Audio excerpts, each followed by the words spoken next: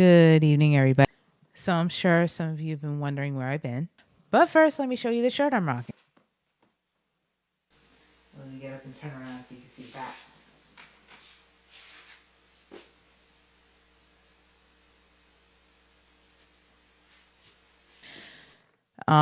Apologies, I'm having a little issue with my speech today. Anybody interested in this shirt? All you have to do is go to uniongang.store. Rig also has a ton of other merch in that site. The price is fairly reasonable. These shirts last. I have shirts that I've purchased. I think I started purchasing from uniongang.store about maybe 2 years ago. And all the shirts that I have still look brand new. So all you have to do is go to uniongang.store to find a shirt like this, as well as many other, a lot of other merch. I'm sure some of you have been wondering where I've been lately. I'm not sure if you've been watching our Community New with Tom Jones. If you have, you'll see that I haven't been on there. I no longer co-host the show. Maybe someday I'll do a little story time on that. Yeah, I might in the future. We'll see. Anyways, that being said, I am on here to talk to you about voting and the importance of voting. We are in primary season now, so I'm sure some of you already had your primaries. Florida, or as I call it, Florida. We're about to have our primary date is August 18th. So I'm sure I think there's some other states. I think South Carolina also has their primaries coming up, or they're in their primaries right now. So my husband and I already turned in our ballots. Here's our sticker showing that we voted. As you can see, I kind of cropped out the county to prevent accidentally doxing us. So we have early voting going on right now for the primaries. As I said, election day here is August 18th. So make sure you get out there and vote. My husband and I already voted. We turned in our mail-in ballots. We went to our local supervisor of election site to personally hand deliver our ballots. That's just a preference that we have. So that way we know that our ballot was hand delivered, and they can't say that they never received it. So we also went to our local supervisor of election site. We waited about a week, and lo and behold, our ballots were received and counted, which is a good thing. Also, I am doing my part. I am writing postcards. Actually, I'm doing it for 2 different states. You have Ohio, and I'm also doing North Carolina. So, yeah, I'm almost finished with the last batch. Once I'm done, it'll be 200 postcards that I've written so far. I might order some more. I got to think about it. I got to see, because I have visitors coming. Yeah, so I don't know if I'm going to have time to do any more. But with these postcards, I was asked not to start mailing them until October, so that's what I'm going to do. These are the postcards I'm writing for North Carolina. These are the postcards I'm writing for Ohio. Again, I'm just doing my part, and I'm expressing the importance of getting out to vote.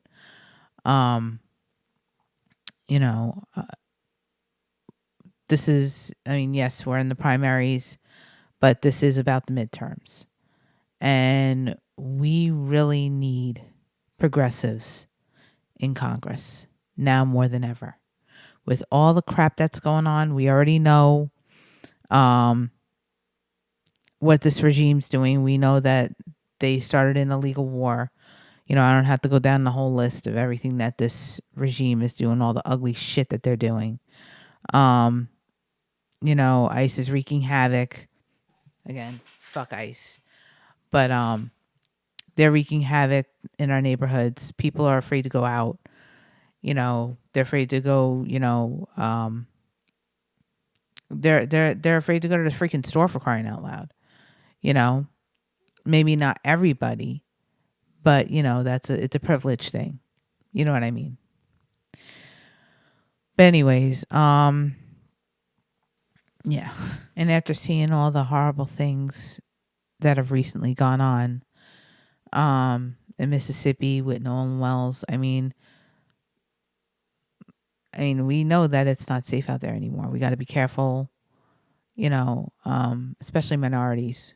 We have got to be careful with who we have in our circle. We have got to be extremely selective with who we invite into our circle, because you never know. You never know what people's intentions are, whether they're good or whether they're bad.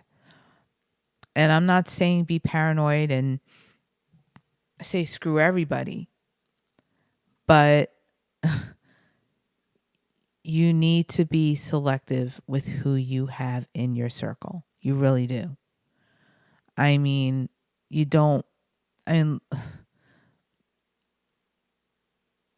you just do. I mean, okay, yes, it's fair to say we don't know what happened, but the family isn't getting answers. There are other families out there whose family members were found dead or unalived, unalived. And they're not getting answers. People cannot hang themselves from trees. Let's just put it to you that way. You have families and people who are cut off from Medicaid, even disabled people, for virtually no reason or some ridiculous reason, all because of this big, ugly, nasty bill that passed. They had to fight to get back on. You have people who lost their health care because of that big, ugly, nasty bill. You even have people who are employed. So before you start harping about, well, they need to get a job, they need to pick themselves up by the proverbial bootstraps. No, because there are people who are out there who are employed and they are paying for the insurance that they have. It comes out of their paychecks every 2 weeks like clockwork. And since this big, ugly, nasty bill passed, these insurance companies are covering less and less and less. They're taking medications off their plans. I know my husband's one of them that's dealing with this. So you have patients who are receiving medication for various reasons. Some of it could be life-saving. We don't know. But then they have to talk to their doctors to ask them to give them an alternative or a generic brand and hope and pray that that generic brand is just as good as the brand that they were using. Okay? You have diabetics that are on diabetic medication. And that diabetic medication is no longer covered by their insurance company. And then they have to figure out, what do I do? They have to speak with their doctors and say, hey, is there another medication that's equivalent to this one? That's ridiculous, man. That's freaking ridiculous. And the messed up part, the really fucked up part about this is that we shouldn't even have to deal with this shit. We really shouldn't. This regime has proven to all of us, for those of you who've been paying attention, okay? This regime has proven to us, not intentionally, trust, but regardless, they still proven to us that it is very possible for this country to have free health care for all. Now, how did they do that? Our tax dollars go over to Israel, or is not real, and we fund their fucking health care. They get free health care over there. They do. And is not real, they get free health care for all. On our dime. We're paying for that shit. And we can't even get health care for a lot of people. They can't even fucking get health care here. And especially now with that big, ugly, nasty bill that passed, they're getting it. they're getting kicked off their health care. Look at the poor people who are on the Affordable Care Act. They can no longer afford the subsidies. And yet, we're funding is not real. We're funding a whole nother country so they can have free health care over there. And they're trying to tell us that we can't have free health care because they can't afford it. That's bullshit.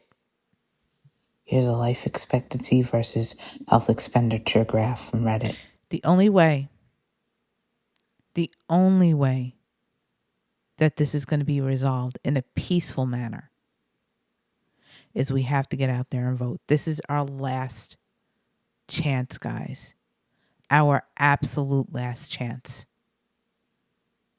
Okay? You have to get out there and vote. And vote. I mean, I'm not going to tell you who to vote for, but I'm going to strongly recommend that you vote progressive. Now, what I did when I was filling out my ballot, it took me a while. I looked up every single candidate on my ballot, okay? And at the very minimum, that's what you should do too. Don't just pick names at random, especially when it comes to the lower ballot, like the down ballot. And I'm talking about like the local candidates, like school board, people who are running for school board, those who are running for like circuit court judges and stuff like that. Don't just pick names at random, because that affects our local government. You got to remember that. That's those people, those individuals, they affect us directly. Okay? So what you need to do, or what you should do, is you should look up each and every last one of them. Now, how do you do that? For the upper ballot, like the representatives, senators, and governors, go to bluevoterguide.org. Blue Voter Guide will give you the information you need so you can decide which candidate is most suitable for the job. So you go to bluevoterguide.org for the upper ballot, for the lower ballot, for the ones who are running for circuit court judge and the ones who are running for school board. Unfortunately, you're not going to be able to find them on bluevoterguide.org because they're supposed to be nonpartisan. We already know the deal with that. Now, I would display a demo of what I did and for the down ballot and who I voted for and why and all that stuff. But you know what? Honestly, for the down ballot, like the circuit court judges and for the school board, respectfully, that's from my area. So even if you live within my state, in the state of Florida, you're not who is on my ballot from my area is not most likely they're not going to be on your ballot for your area. So really, it's not going to benefit you. So the best way for me to explain what I did is to describe it. That way it will help. It might make things easier for you. Sorry, my speech is being affected by my spine, so it's like really messed up. And that's why I'm having to constantly pause and stuff because, yeah. So here's what I did. I went to their social medias, each one. I think the one that took me the longest was the circuit court judges. Sorry, my husband was texting me. But anyways, so yeah, I think it was the circuit court judges that took me the longest to look up. So anyways, I went to the social medias and I wanted to see what side of the aisle are you on? What side of the aisle are you on? And are you MAGA? And the funny thing is, the ones who were MAGA, they always seem to tell on themselves. I swear to God, they seem to tell on themselves. And it didn't really take me that long to discover who they were. It really didn't. So I was like, okay, all right. Well, that's a no. That's a no. That's a hell no. You know. Um. So yeah, I mean, there was one who had a friend who stood by them and was making fun of AOC. The fact that she was a bartender, and she just allowed that to, and they started like laughing and stuff like it was a joke. And I was like, wow, really? Okay, yeah, that's a hell no. Yeah, there was another one that talked about like their Christian nationalist values, and I was like, absolutely not. Stuff like that. So, yeah, so it made it easier for me to make my decision in who I felt was the best fit for the job. You got to treat them kind of like you're the employer and they're the employee. They're looking for a job, or they're the potential employee. Let me correct myself. They're coming in for an interview. You're sitting there, you have your little clipboard or whatever, and you want to see, are you the most qualified for the job or not? Because you got to remember, they work for us, not the other way around. So, yeah, the way, like, if you think about it, if you really think about it, these candidates are potential employees of ours. Our tax dollars are paying their salary. We're the ones who hire them when we vote for them, and we're the ones who fire them when we vote them out. Think about it that way. I know a lot of Republicans might not like me saying this, because they don't want us to look at it that way. They want to make it appear as though they're the ones who are running the country and we don't have a say. Oh, yes, we do. I beg to differ. We absolutely have a say. We, the people, absolutely 110% have a say in who runs our government. Yes, we do. Remember what's in this book right here. Read the part that starred. Pause to read if you want. I'll read it aloud for you. That to secure these rights, governments are instituted among men, deriving their just powers from the consent of the governed. That whenever any form of government becomes destructive of these ends, it is the right of the people, to alter or to abolish it, and to institute new government, laying its foundation on such principles and organizing its powers in such form as to them shall seem most likely to affect their safety and happiness. This current regime has been extremely destructive. Just look at the current illegal war in Iran. Look at the lack of transparency in regards to the Epstein files. Even though the Epstein Transparency Act is law, Katie Fang had to file a lawsuit. Katie Fang's a hero. I love her. Shout out to Katie Fang, because she is busting the doors wide open on this thing. She's like, "Oh, hell no. We are not going to do this to the survivors. Absolutely not. No." And it's affecting her ability to do her job in regards to reporting on the Epstein files. So she has every single right to sue. She sued Todd Blanche. Okay? Who is currently, God help us, the new Attorney General. Jesus. But anyway, and he's still defying the courts intentionally. He's not acting. See, Attorney General, they're supposed to be our lawyers, our attorney, right?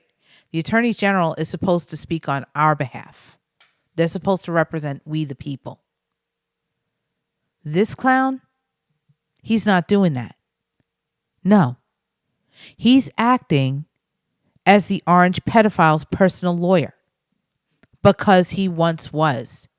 And apparently he still is, which I feel is a conflict of interest. But, I digress. Not to mention ICE wreaking havoc on our streets, all the destruction that's been done to the White House. I mean, DC, I'm not going to say all DC, but in that area where, where the White House is, I mean, that turned into a damn trap house again. Worse than a trap house. I'm going to say it looks more like a white trailer trash park, because that's basically what he made it. Okay? Look at the freaking reflection pool. Or as they call it, the rejection pool, as people call it. Right? Filled with algae. Blaming innocent people for supposed vandalism that never actually happened. That was the work of shoddy pool people who didn't know what the fuck they were doing. Okay? That's how all that algae and shit happened. But of course, once again, blaming the Obama and Biden administration because that's what he loves to do. He has a sick obsession over President Obama. He still has that sick obsession. It's like he's in love with President Obama or something. But, again, I digress. And let's talk about the depleted arsenal that our military has now. Yeah. Because there are leaks coming out from the military. Don't know who's leaking this information.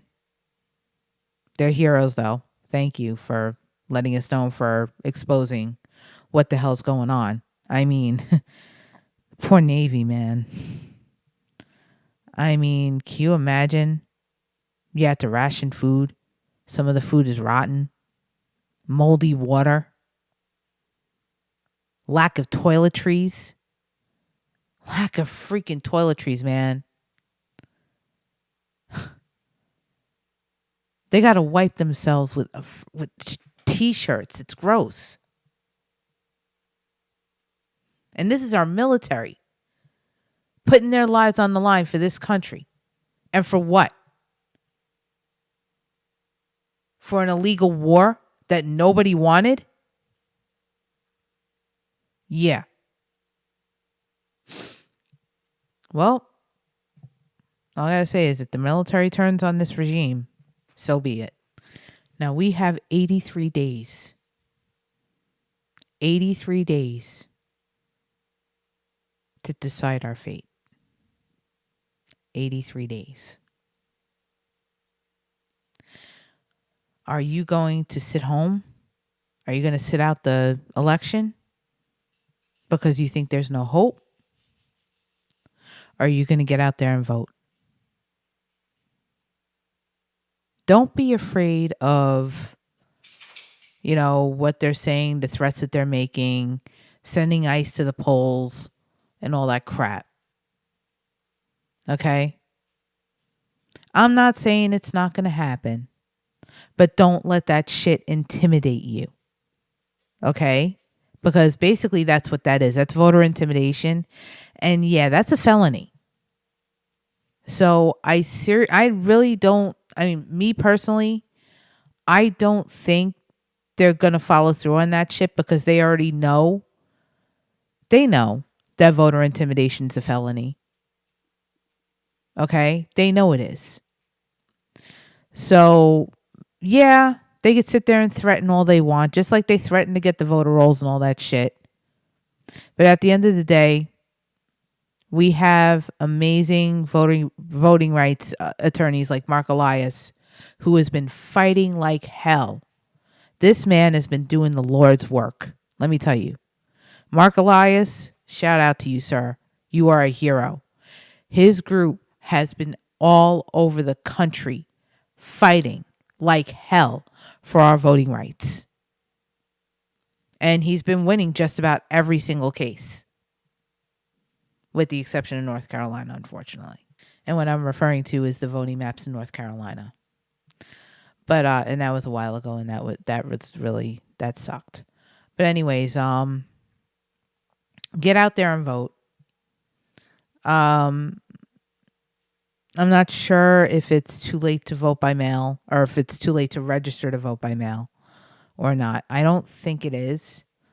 Give it a shot, and just go to your local supervisor of elections office and ask them. They have to tell you. If I register for vote by mail right now, will I get a ballot on November 3rd, or do I have to come in to vote? Do I have to show up at the polls? And I would personally, if you do vote by mail, I would personally hand deliver that ballot to your local supervisor of elections office, as opposed to mailing it. That way you know for sure that they received it. And then also go on the, your local supervisor of elections site. Wait about a week after you turn your ballot in, and then you could see whether or not it's been received and counted. And that's what we do all the time. Oh, before I go, I have a suggestion for those who are concerned about what's going on with like vegetables and stuff like that, like the lettuce and all that stuff, and other vegetables, where people are getting sick. Give me a second. So about a few months ago, I started planting my own garden, as you can see. I got quite a few plants here. I have vegetables. I have a few flowers in there as well, but it's mostly vegetables. I strongly recommend everybody that I know do the same. You'll know where your vegetables are coming from. It's a lot cleaner. So there you go. Well, now you saw the little garden that I started. I actually started it a few months ago. Yeah, and it's been thriving ever since. I think the first seeds I planted were for my my snap peas and my California organic peppers, which my peppers are thriving. My snap peas, what's growing is a vine. So from what I understand, I asked a few people about the leaves and stuff, and they said it's a vine. So that's what happens with vines. Okay, fair. So I'm just waiting for the snap peas to grow.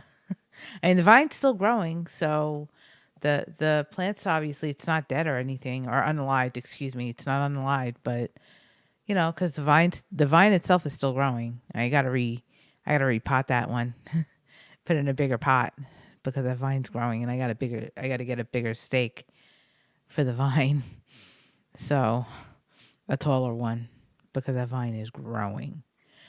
But yeah, so I follow this plant guy on Facebook, and he has some great planting tips and stuff like that. Hold on a second. So this is a plant guy I follow, Creative Explained. As I said, he's really good. He knows his shit. You should give him a follow. So that's the plant guy I follow on Facebook. He's really, really good. I used to unalive plants on a regular basis, and I went from that to having a green thumb in just a matter of months. Anywho, I am going to get going because PR King's going to be calling me any minute. So yeah. In the meantime, stay safe, everyone. Do whatever you have to do to protect yourself and your family at all costs. And learn survival skills. That being said, all power to the people. Your government is run by pedophiles. They ordered you to die for Israel. They ordered you to die for Israel. They lied to you all.